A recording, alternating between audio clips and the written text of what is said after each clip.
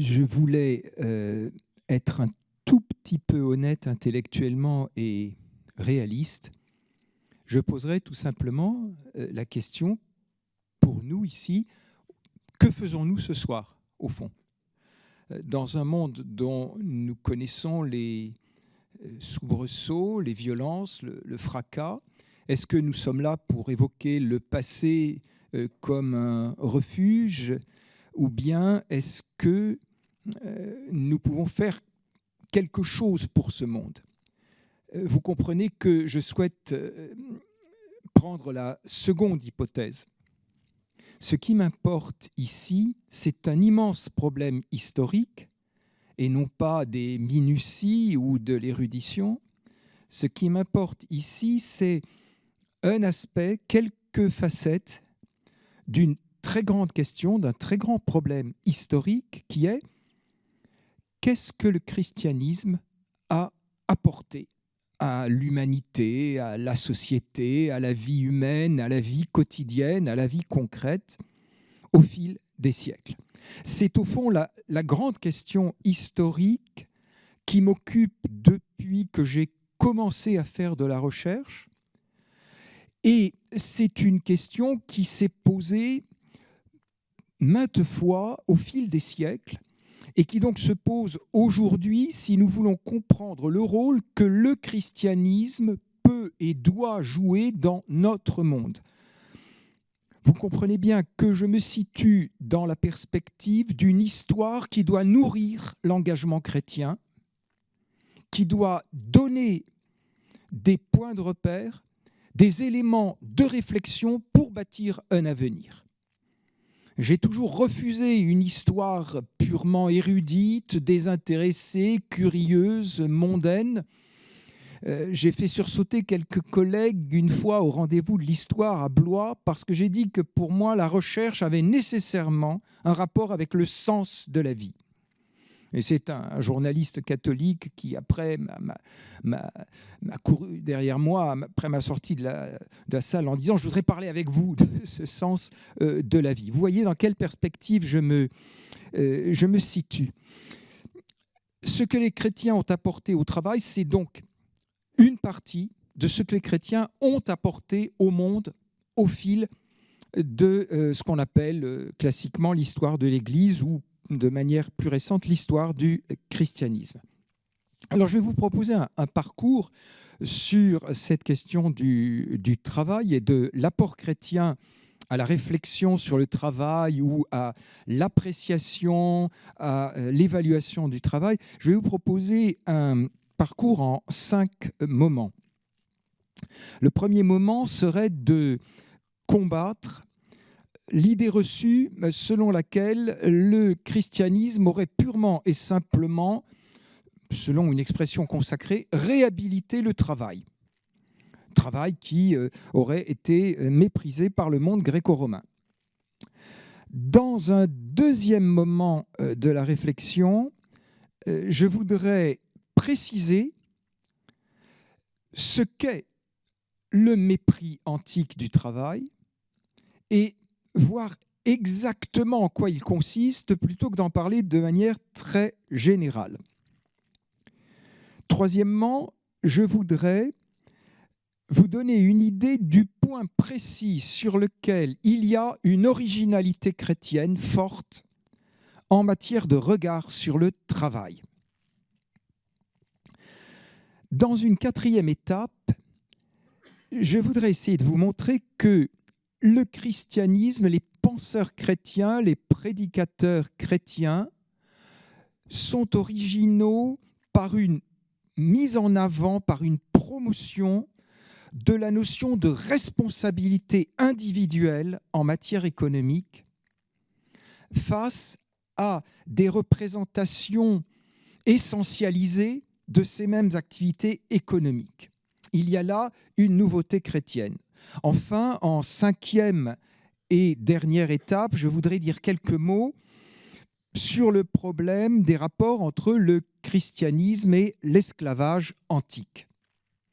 Je n'aurai pas le temps de traiter tout le 5e point, mais vous pourrez demander des prolongements au cours de la discussion. J'essaierai juste d'aller à quelques idées qui me paraissent importantes, même si elles ne sont pas les seules.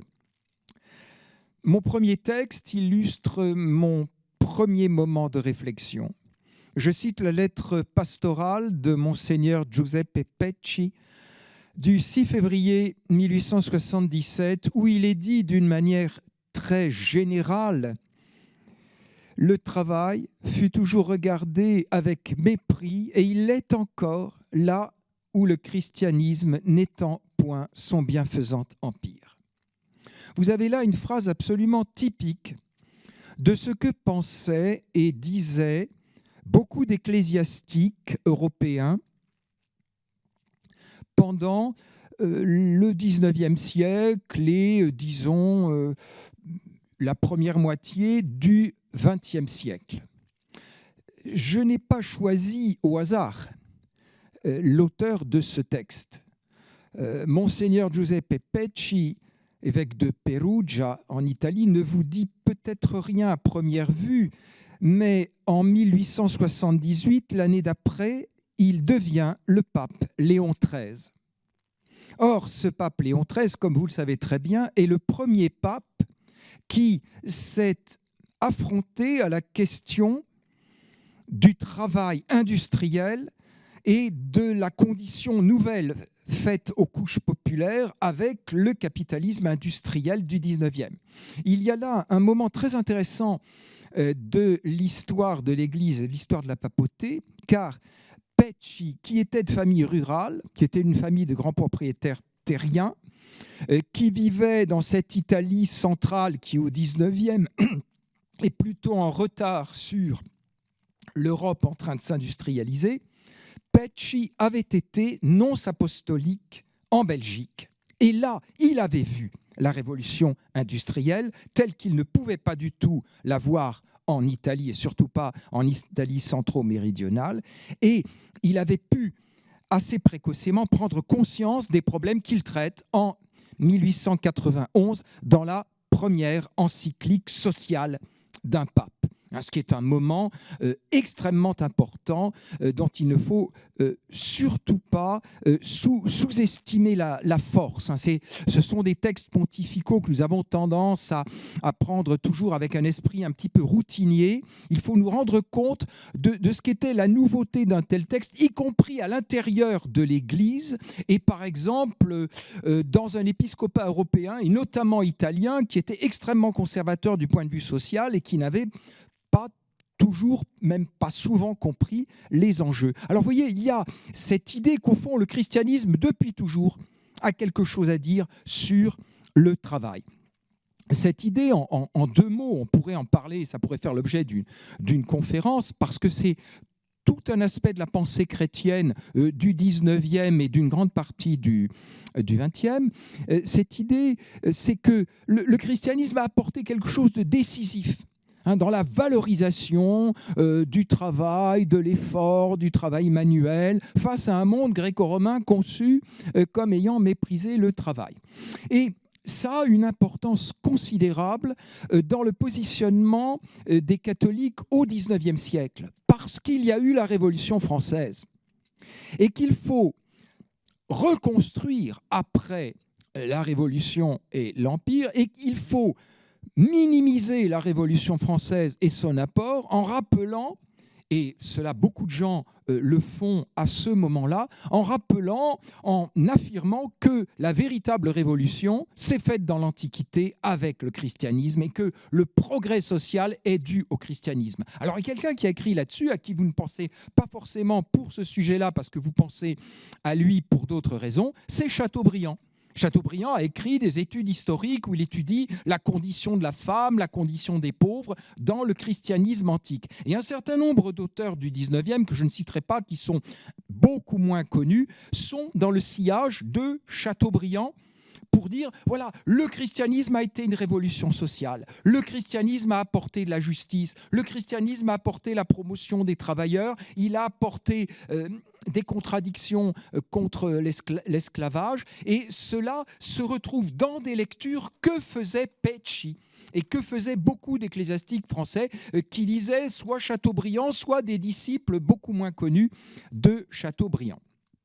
Donc nous avons là quelque chose qui est très apologétique, qui est très approximatif. Il y a quelqu'un qui a fait une critique très aiguë de cela, c'est Hannah Arendt, dans un livre de 1958, qui est un livre absolument passionnant, qui est peut-être le livre le plus intelligent qu'on ait écrit de tout le XXe siècle sur le travail. Le problème, c'est que ce livre est peu cité parce qu'il n'y a pas le mot « travail » dans le titre. Le livre est paru en 1958, donc aux presses de l'Université de Chicago, qu'il réédite toujours, sous le titre « The Human Condition ». Et comme on n'a pas pu traduire la condition humaine parce que ça aurait fait penser à Malraux, on a traduit « Condition de l'homme moderne ».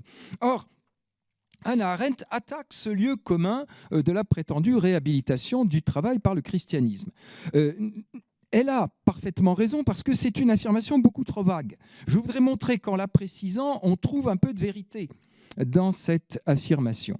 Le problème est que quand nous disons, comme le fait Pecci, le travail comme ça en général, nous utilisons une abstraction que le monde antique ne connaît pas. Vous le savez très bien, si nous nous mettons, vous et moi, à parler de travail, nous voulons tout de suite dire quelque chose de très vaste qui englobe toute la société et qui englobe toutes les manières de gagner sa vie et de participer à l'économie à différents niveaux de la hiérarchie du monde du travail, de l'entreprise ou de n'importe quelle activité humaine. C'est-à-dire que nous avons une vision extrêmement large dans laquelle, au fond, le travail de l'ouvrier, du commerçant, de l'instituteur ou du patron de l'industrie, c'est toujours du travail. Et c'est équivalent. Or, l'Antiquité n'a pas cette vision globale. Celui qui a très bien vu cela très tôt, c'est Tocqueville, qui a bien vu comment les États-Unis créaient une société de travailleurs.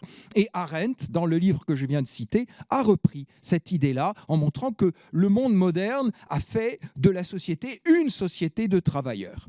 Or, dans l'Antiquité, il n'en va pas du tout ainsi, et nous n'avons pas une notion générale de travail, une vision globale de l'économie. Or, s'il y a mépris gréco-romain, il faut faire attention, c'est un mépris qui est socialement localisé. Vous voyez, là, je voudrais faire attention non seulement à la notion de travail que nous appliquons à l'Antiquité de manière anachronique, mais aussi faire attention à notre vision très fausse qui consiste à dire les Grecs, les Romains.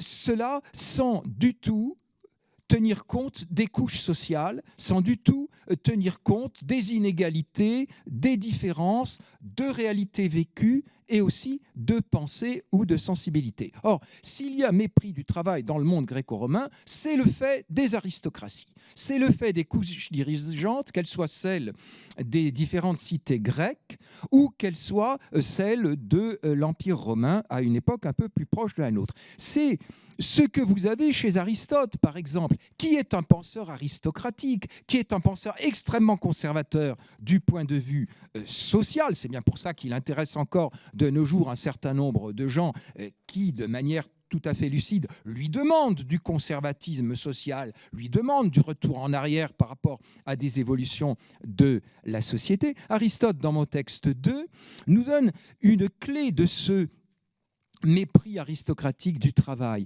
Il y a, dit Aristote, une grande différence selon la fin poursuivie dans l'action ou l'étude.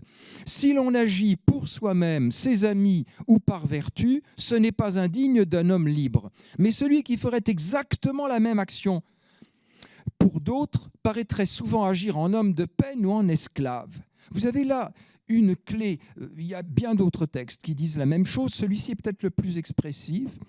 Ce qu'il ne faut pas faire, c'est travailler pour autrui. Il ne faut pas avoir besoin d'autrui. Il y a un idéal aristotélicien de l'autarcie de la cité, il y a un idéal gréco-romain aristocratique de n'avoir rien à demander à personne. Or, le travailleur qui est rétribué est dans une situation d'infériorité pour la pure et simple raison qu'il demande son salaire à autrui et qu'en plus, il n'est pas certain de le recevoir.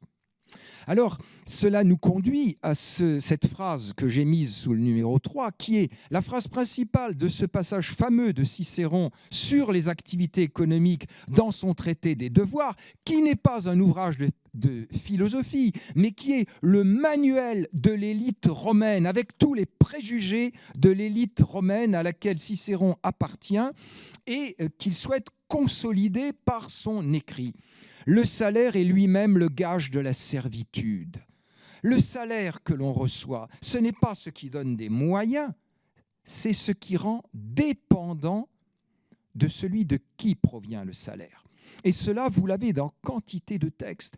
Ulysse, dans l'Odyssée, se vante de bien manier la charrue, lui qui est un roi. Mais la charrue, il la manie pour ses terres, pour lui, pour sa famille. Alors que la même culture aristocratique grecque méprise le journalier agricole qui doit, à la fin de la journée, exactement comme les ouvriers de la parabole évangélique, demander sa rétribution. Et ça, cette position de dépendance, cette position d'infériorité, c'est précisément ce que refusent les aristocraties du monde gréco-romain. Paul Veyne l'a étudié à propos de l'aristocratie sénatoriale de l'Empire. Ce qui est important pour les sénateurs, c'est bien sûr de faire des bénéfices, c'est de se livrer, s'ils le veulent, à des activités spéculatives qui sont sous des prête-noms, de manière clandestine, des activités commerciales, des activités financières. Mais leur base, le fond de leur richesse, c'est la terre. Et en cas de difficultés économiques générales, ils peuvent toujours se replier sur leur terre et sur tout ce que leur apporte leur propriété. Ils n'ont pas besoin de l'économie commerciale, de l'économie mercantile. Ils s'y investissent le cas échéant, mais peuvent s'en retirer et ils sont dans la sécurité. Et cette sécurité est une valeur à laquelle ils tiennent.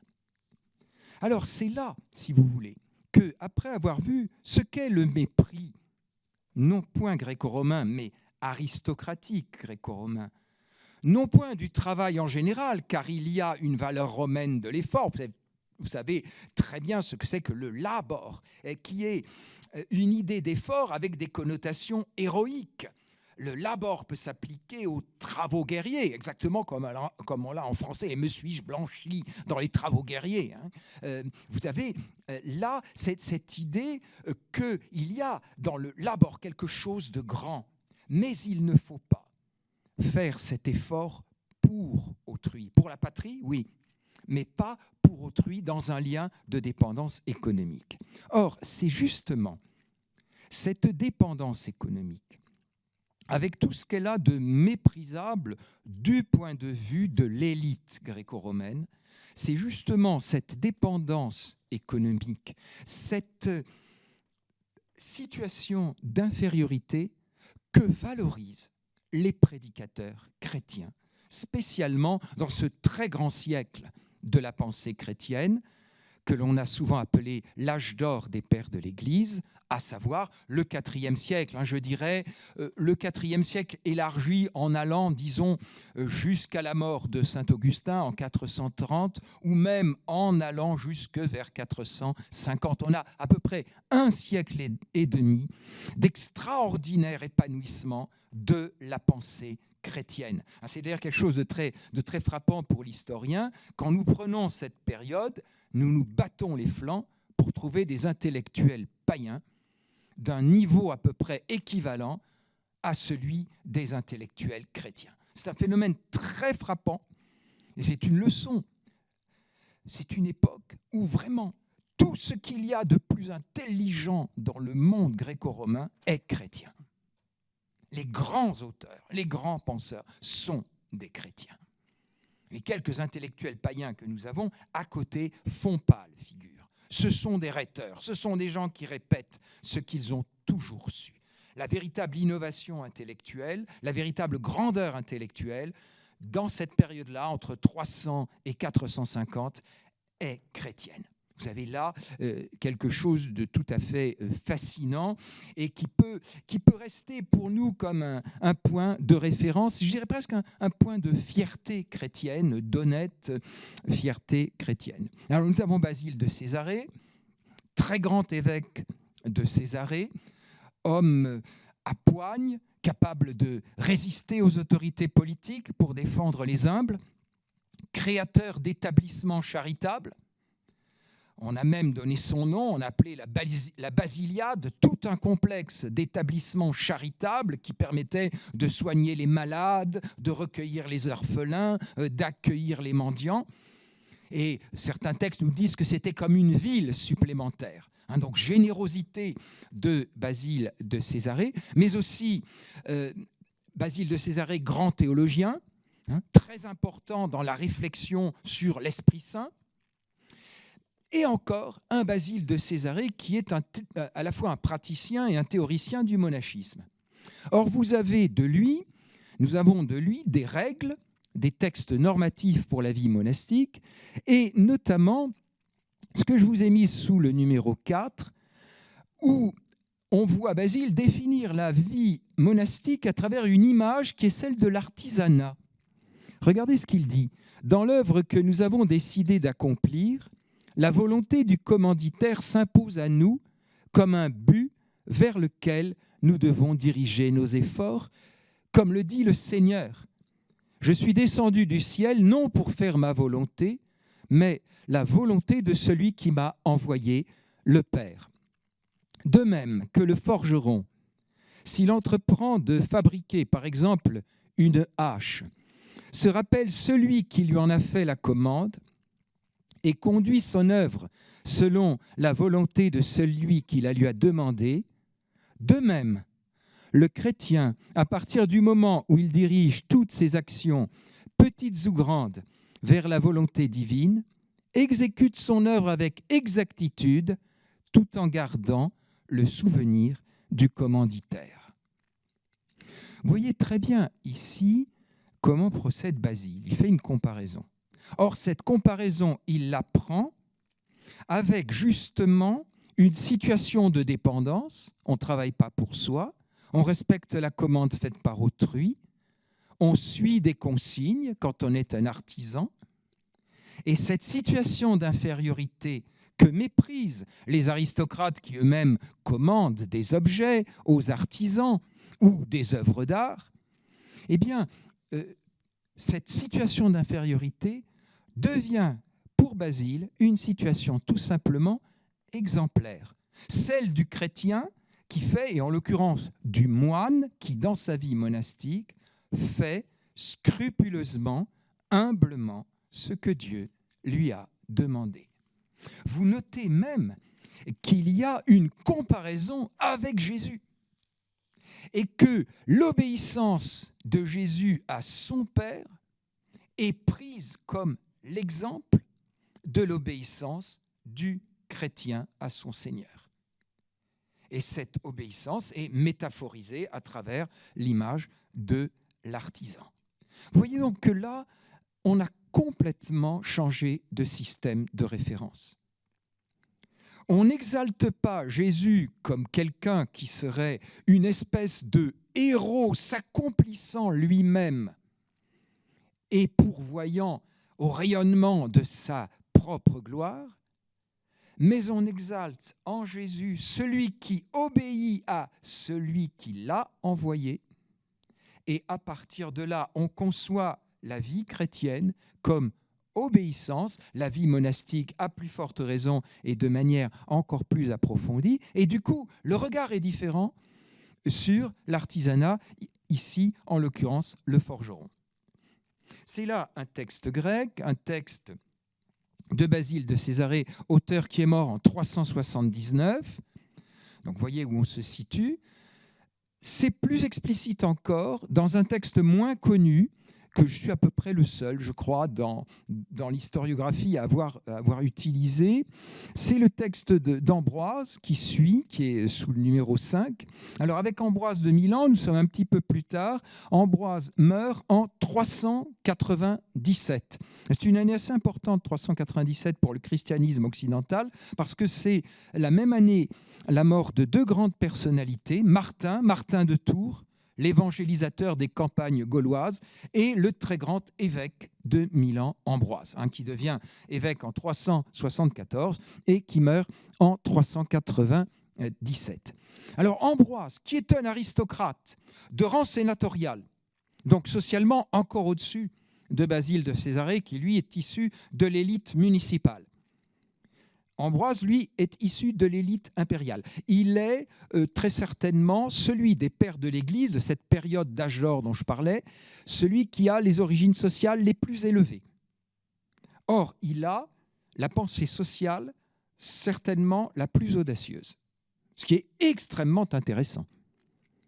C'est un très grand aristocrate, devenu évêque parce qu'il était aristocrate, parce que le peuple de Milan voulait un grand homme puissant pour bénéficier de sa protection.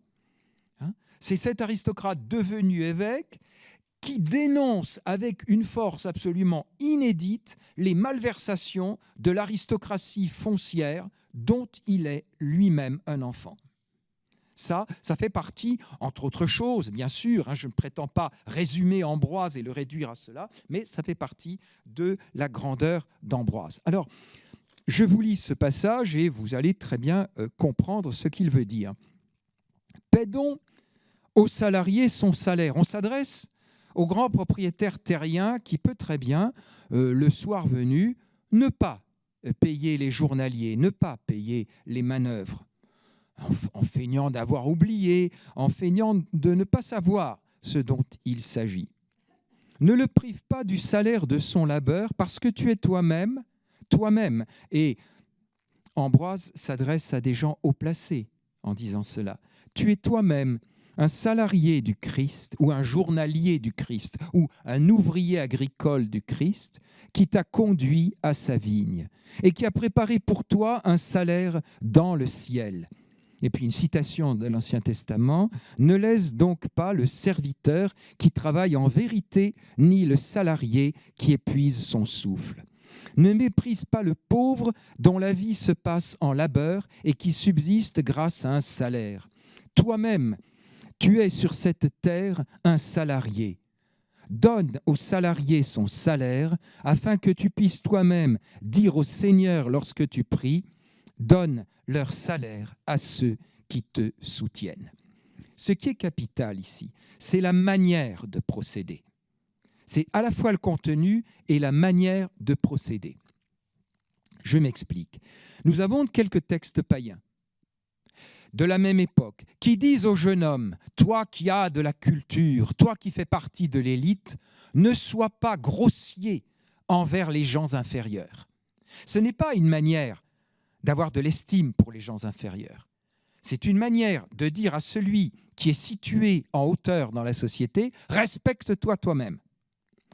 Et donc, en disant respecte les inférieurs, on rappelle à quelqu'un qu'il est supérieur. Or, regardez, Ambroise fait exactement le contraire. Il explique respecte l'inférieur parce que toi-même, par rapport au patron, tu es en situation d'infériorité. Autrement dit, on demande à l'aristocrate de respecter l'humble, non pas au nom de la grandeur de l'aristocrate, mais au nom de la petitesse humaine commune à tous et de la position de dépendance par rapport au Seigneur. Et là, vous avez la grande nouveauté chrétienne. Cette idée d'une condition humaine qui n'est pas, pour certains, avec leur richesse, avec leur gloire, avec leur prestige, l'occasion de s'exalter eux-mêmes, mais qui toujours est dans une position humble face à Dieu et une position de service. N'oubliez pas que les épîtres de Paul commencent par une formule dans laquelle Paul se dit lui-même « doulos Christou », c'est-à-dire esclave de Christ. Et il est même possible que le terme même de chrétien signifie esclaves de Christ. Car cette terminaison en anus Christianos, qui n'est pas une terminaison grecque, qui est une terminaison empruntée au latin, c'est le suffixe qu'on utilise pour donner un nom aux esclaves de quelqu'un. Et donc, il y a bien cette idée de service au cœur du christianisme. Alors, à côté de cela, à côté de cette réhabilitation de la dépendance, eh bien, vous avez ce que j'appelle une mise en lumière de la responsabilité collective ou individuelle, pardonnez-moi, collective ou individuelle, il y a les deux, mais de la responsabilité. Alors, ce que vous avez de façon massive, et vous le savez très bien, dans l'Antiquité gréco-romaine, c'est l'exaltation de l'agriculture. C'est l'exaltation du travail de la terre, à condition qu'on le fasse pour soi-même, à condition qu'on soit un propriétaire. Il y a une très grande différence dans les textes entre celui qui travaille sa terre et celui qui travaille la terre d'autrui contre un salaire. Ce n'est pas du tout la même dignité. Et on soupçonne même l'ouvrier agricole d'être beaucoup moins consciencieux que celui qui travaille sa propre terre. Or, ce qui est frappant, c'est que les auteurs chrétiens sont les seuls, dans l'Antiquité, qui mettent en cause la moralité intrinsèque, la moralité essentielle de l'agriculture. Alors vous avez un texte comme le 6, qui est un commentaire sur le psaume 136 d'Augustin, cette fois quelques textes d'Augustin. « Prenez garde, frères bien-aimés », c'est un sermon bien sûr sur le psaume, « Prenez garde, frères bien-aimés, aux fleuves de Babylone. Les fleuves de Babylone, ce sont toutes les choses que nous aimons ici-bas et qui passent. » Voilà quelqu'un qui a aimé, par exemple, pratiquer l'agriculture. Vous voyez, l'exemple de quelqu'un qui se laisse prendre par les choses terrestres, il est pris à l'agriculture. S'enrichir de cette façon et occuper son esprit, en tirer du plaisir, qu'il prenne garde à l'issue de tout cela, qu'il ouvre les yeux. Ce qu'il a aimé, ce ne sont pas les fondations de Jérusalem, mais un fleuve de Babylone. Donc l'agriculture, si exaltée, si facilement idéalisée, elle peut être une manière de s'éloigner de Dieu parce qu'on se passionne trop pour cette activité. Et puis ça va beaucoup plus loin. À côté de l'agriculture, quel est le métier que très souvent on méprise dans les élites gréco-romaines? C'est celui de petit commerçant. On considère que le petit commerçant ne peut pas ne pas mentir, puisqu'on considère qu'il achète des objets et il les revend plus cher. Or, il ne les a pas améliorés, il n'a rien changé à ces objets, donc il ne peut les revendre plus cher qu'au prix du mensonge. Et donc, vous voyez, il y a cette idéalisation, d'un côté, la terre qui ne ment pas, selon la formule d'un discours fameux du maréchal Pétain, la terre qui ne ment pas, et du coup l'agriculteur ne ment pas, et puis toute cette exaltation de la ruralité, etc. Et puis, le méchant commerçant, alors éventuellement, ça peut aller jusqu'à l'usurier, et puis l'usurier, éventuellement, on pense à sa confession. Enfin, vous voyez ce que je veux dire. Or, dans le commentaire sur le psaume 70, Augustin fait parler un commerçant.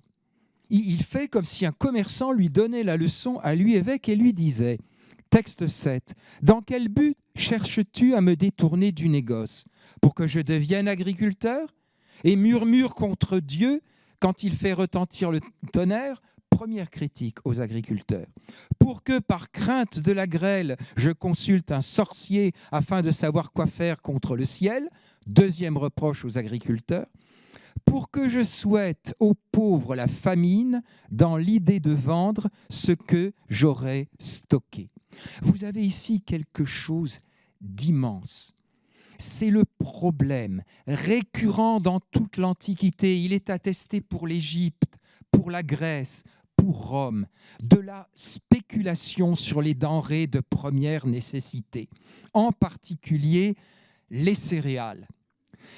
Comment se fait cette spéculation? D'une manière très simple. On cache sa récolte. On cache son grain, on fait croire que la récolte a été mauvaise et on vend son grain par petites quantités à des prix spéculatifs. Or, si vous lisez tous les textes de l'Antiquité gréco-romaine, toujours, les responsables de la spéculation sont des commerçants, sont des revendeurs, des gens qui achètent aux producteurs et qui revendent. Jamais un texte romain n'accuse les producteurs eux-mêmes. Jamais les propriétaires terriens ne sont visés. Les deux seuls auteurs latins qui visent les propriétaires terriens sont, dans l'ordre chronologique, Ambroise de Milan et ici Augustin, qui dénonce la spéculation pratiquée par l'agriculteur. Autrement dit, l'agriculteur peut très bien se comporter lui-même comme un mauvais commerçant.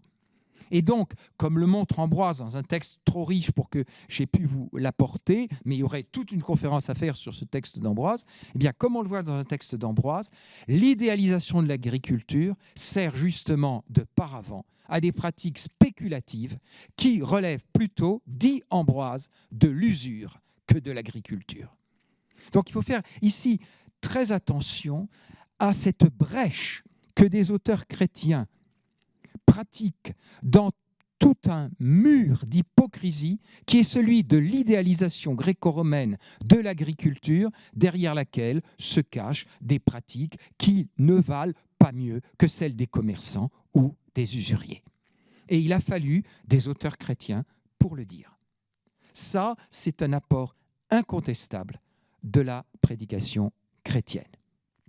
Alors, vous avez toujours, dans le même sermon d'Augustin, vous avez la réponse du commerçant qui continue et qui explique à Augustin qu'il ne faut pas lui reprocher d'être commerçant, qu'il faut le laisser être commerçant. Regardez ce que ça donne au texte 8. Mais il est question de mensonge, de parjure. C'est là mon défaut, non celui du commerce. Car il n'est pas vrai que même en le voulant, je ne pourrais pas vivre sans ce défaut. Je ne reporte donc pas ma faute, moi qui agis sur le négoce. Si je mens, c'est moi qui mens, pas le négoce. Exhorte-moi donc à ne pas mentir, à ne pas me parjurer, et non à abandonner le négoce dont je vis. Alors bien sûr, ce commerçant qui parle, c'est Augustin déguisé, c'est Augustin qui fait parler ainsi un commerçant. Mais vous voyez bien ce que ça représente. Ça veut dire qu'un grand théologien chrétien place en avant la responsabilité individuelle de celui qui pratique un métier et il abandonne les clichés qui essentialisent un métier et qui en font une activité en elle-même morale ou immorale. L'agriculture, c'est bon, le commerce, c'est douteux.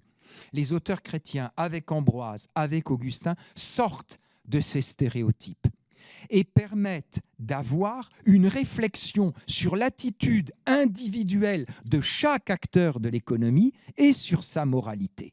Il y a là encore un changement typique opéré par le christianisme. Cette substitution de la responsabilité individuelle à une vision grossière de la moralité ou de l'immoralité propre à chaque métier. Vous savez, nous connaissons très bien ces stéréotypes. Vous savez, comme on dirait dans tel milieu, les flics, c'est tous des brutes, ou dans un autre, les commerçants sont tous des voleurs, ou les patrons sont tous des exploiteurs, etc. Tous ces clichés, ou les fonctionnaires, tous des paresseux, ainsi de suite. Oui, tous ces clichés que nous avons, que nous véhiculons sur des métiers, ont leurs équivalents dans l'Antiquité, bien évidemment. Et ce qui est intéressant, c'est que des prédicateurs comme Augustin sortent de ces clichés pour mettre le praticien de tel ou tel métier, s'il est chrétien, en face de sa responsabilité individuelle. C'est exactement la même chose pour les soldats. Augustin fait remarquer que quand des soldats vont voir Jean-Baptiste en lui demandant ce qu'ils doivent faire, Jean-Baptiste ne leur dit pas de déposer les armes. Il leur donne des règles pour faire leur métier militaire sans devenir des pillards, sans devenir des brutes, sans devenir des gens qui outrepassent leurs obligations militaires. Et donc, pour Augustin, Jean-Baptiste donne l'esquisse d'une moralité du soldat chrétien et non pas une condamnation en bloc de toute activité militaire. Et vous voyez qu'ainsi apparaissent, on pourrait penser sur ce sujet aux lettres de direction spirituelle qu'Augustin envoie à des officiers, nous avons l'ébauche d'une morale chrétienne adaptée à différents métiers, adaptée à différentes activités. Alors j'en viens, bien sûr, à la question de l'esclavage. J'aurais pu ne pas en parler, mais j'ai senti une certaine demande de la part des personnes qui me faisaient l'amitié de m'inviter. Alors je vais dire quelques mots sur les chrétiens et l'esclavage, et ce sera le dernier thème que j'aborderai devant vous. C'est tout un problème. Nous aimerions que le christianisme ait révolutionné la société de son temps, dès sa naissance, donc dès le premier siècle de l'ère dite chrétienne, notamment en abolissant l'esclavage, en le combattant d'une manière absolument frontale. Or, il est vrai que nous avons chez Paul ce que j'appelle les grandes déclarations égalitaires, et notamment la plus fameuse, c'est Galates 3,28, que vous avez sous les yeux, mais que je pense que vous connaissez par cœur. Il n'y a ni juif ni grec, il n'y a ni esclave ni libre, il n'y a pas mâle et femelle, car vous êtes tous un en Christ Jésus. Vous avez là cette idée que, bien évidemment, le baptême, l'appartenance au corps du Christ, est un facteur d'égalité. D'une égalité toute spirituelle et qui est affirmée, je dirais, à l'échelon communautaire, au fond. Non pas à l'échelon de l'humanité, non pas à l'échelon de la société, mais à l'échelon de la communauté des baptisés. Et la morale économique et sociale du premier christianisme est une morale avant tout communautaire. On assiste les veuves, les orphelins, comme le faisaient les communautés juives. Mais il y a plus. Il y a ce texte de la première aux Corinthiens qui me semble assez révélateur, si je ne me trompe pas, d'un problème posé certainement dès la première génération chrétienne. Regardez le texte numéro 10. « Que chacun demeure dans la vocation où il se trouvait quand il a été appelé, c'est-à-dire quand il est devenu chrétien. Esclave, tu as été appelé, ne t'en soucie pas. Mais même si tu peux devenir libre, mets plutôt à profit ta condition d'esclave, mais plutôt à profit pour te transformer, pour te sanctifier. Celui qui, esclave, a été appelé dans le Seigneur est un affranchi du Seigneur. Donc intérieurement, il est libre, il est affranchi, il est libéré. De même, celui qui, libre, a été appelé est un esclave de Christ. Et il y a bien ici cette idée du christianisme comme service, comme soumission. Vous avez été rachetés contre paiement, ne devenez pas esclaves d'êtres humains. Que chacun, frère, reste devant Dieu dans la condition où il était quand il a été appelé. Vous avez ici un texte qu'il faut interpréter. Je vous propose une interprétation, elle n'est peut-être pas la meilleure, mais elle est la seule à laquelle je suis arrivé. Paul est vraisemblablement confronté à des esclaves qui, devenus chrétiens, trouvent qu'il serait normal que leur maître chrétien leur donne la liberté.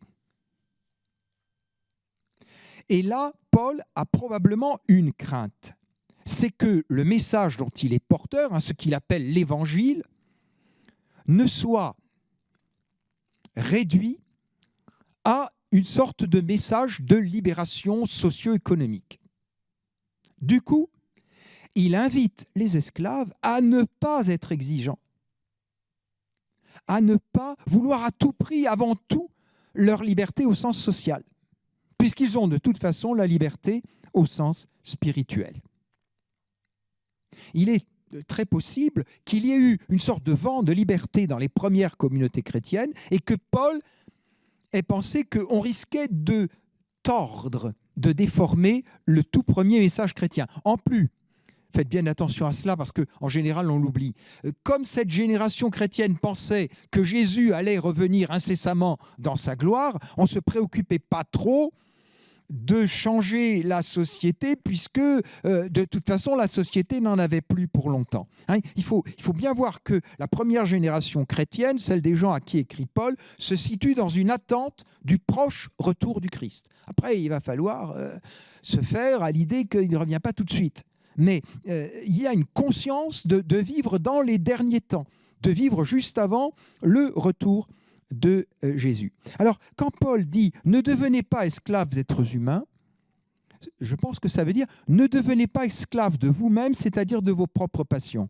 N'ayez pas une passion d'être libéré qui l'emporterait sur votre désir spirituel de rencontrer Dieu, de préparer votre vie éternelle. » Et donc, vous voyez l'idée qu'il ne faudrait pas se tromper de message. Alors ça, du coup, ça a pu par la suite être pris pour du conservatisme social. Et ça a pu, le cas échéant, ralentir la volonté chrétienne, là où elle existait, de faire reculer le phénomène esclavagiste. Voilà, ça c'est un jalon, c'est une réflexion. Maintenant, j'en viens et je rejoins le fameux âge d'or des pères de l'Église, 4e siècle et première moitié du 5e, et je prends deux grands penseurs de cette époque.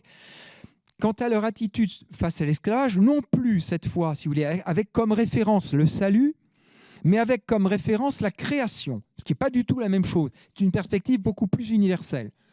On ne dépasse plus l'esclavage à ce moment-là par le baptême, par l'appartenance au corps du Christ, mais on dépasse l'esclavage par la référence à la volonté du Créateur. Donc à quelque chose qui est bien antérieur et puis qui est d'une certaine manière plus banal, plus simple. Regardez ce que ça donne chez Grégoire de Nice, texte numéro 11. Tu condamnes à l'esclavage l'humain dont la nature est libre et autonome, et tu légifères en t'opposant à Dieu, en renversant la loi qu'il a établie pour la nature. Celui qui a été placé pour commander par le Créateur, tu le soumets au joug de l'esclavage en transgressant et en combattant, pour ainsi dire, l'ordre divin. Comment t'élèves-tu contre la nature libre elle-même en comptant au nombre des quadrupèdes et des animaux sans pattes celui qui est ton semblable? Le seul esclavage accordé aux hommes, ce sont les êtres sans raison. Celui qui est à la ressemblance de Dieu, qui commande à toute la terre et qui a reçu de Dieu en héritage le pouvoir sur tout ce qui est sur la terre, qui peut le vendre? Dis-moi, qui peut l'acheter? Vous avez là, et on va le retrouver chez Augustin, exactement le même verset, vous avez là une attitude foncièrement anti-esclavagiste, en tout cas sur le principe. Savoir comment elle applique, c'est autre chose, mais sur le principe, les choses sont claires. En Genèse 1, 26, Dieu donne aux êtres humains le pouvoir sur toute la création, mais pas sur d'autres êtres humains. Cette idée est reprise par Augustin dans un texte qui est un petit peu moins clair, un peu plus subtil, et sur lequel je vais essayer de vous dire quand même quelques mots. Nous sommes dans la Cité de Dieu, au chapitre 15 du livre 19. Dieu a dit qu'il domine sur les poissons de la mer, les oiseaux du ciel et les reptiles qui rampent sur le sol. De nouveau, Genèse 1, 26. Il a voulu que l'être raisonnable, fait à son image, ne domine que des êtres irraisonnables, non pas l'humain sur l'humain, mais l'humain sur la bête. C'est à bon droit que l'on regarde la condition servile comme imposée aux pécheurs. Il faut faire très attention à cette phrase qui a été très mal utilisée dans certains cas. Aux pécheurs, ça veut dire l'homme pécheur en général. Ça veut dire l'esclavage est né par la suite du péché, mais il est en contradiction avec la volonté du Créateur telle qu'elle est exprimée en Genèse 1, 26. Augustin reprend, la première cause de l'esclavage est donc le péché, qui fait qu'un humain soit soumis à un humain par le lien de sa condition. Cela n'arrive pas sans jugement de Dieu, en qui ne se trouve aucune injustice et qui sait répartir les diverses peines selon ce que méritent les coupables. Or là, il y a un risque énorme qui est la difficulté de ce texte. Beaucoup d'historiens ne lisent pas les théologiens, les lisent trop vite, les lisent mal et les sous-estiment. Mes collègues historiens n'ont pas comme qualité principale d'avoir du goût pour la philosophie et pour les concepts. Et du coup, ils lisent mal les textes. Ceci ne veut pas dire que les esclaves ont mérité d'être esclaves parce qu'ils sont plus pécheurs que les hommes libres. Cela veut dire, si on confronte cela à d'autres textes du même ouvrage, et notamment à tout ce qui est dit sur le malheur au livre 1 de la Cité de Dieu, cela veut dire que quand on est dans le malheur, qui que l'on soit, et quel que soit le malheur, on peut s'interroger individuellement.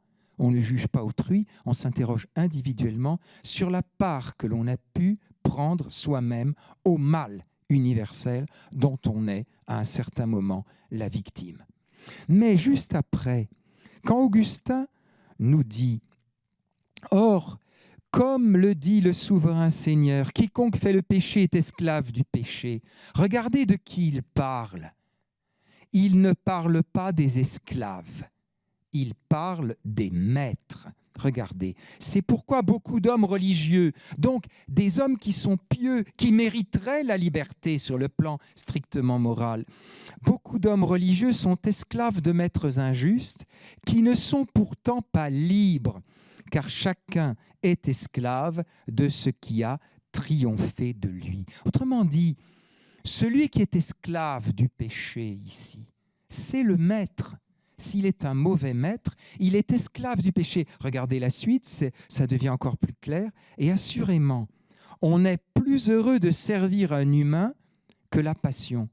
C'est-à-dire que l'esclave, il sert un humain, mais il peut servir un humain avec un cœur pur. Alors que la passion de dominer, je reprends le texte, la passion de dominer, pour ne rien dire des autres, ravage les cœurs des mortels à la manière d'un maître très cruel. Donc le pire esclavage, c'est celui du mauvais maître. C'est celui qui a la passion de dominer.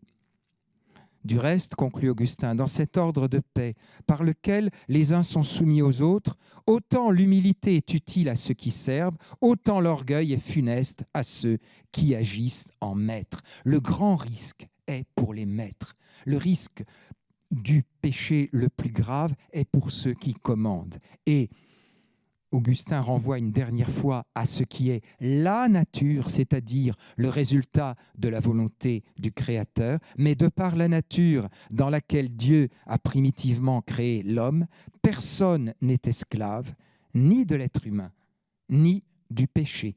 Et vous avez le double esclavage. Il y a ceux qui sont esclaves d'êtres humains, il y a ceux, et c'est bien pire, qui sont esclaves du péché, même lorsqu'ils sont, socialement parlant, des maîtres, des gens qui commandent.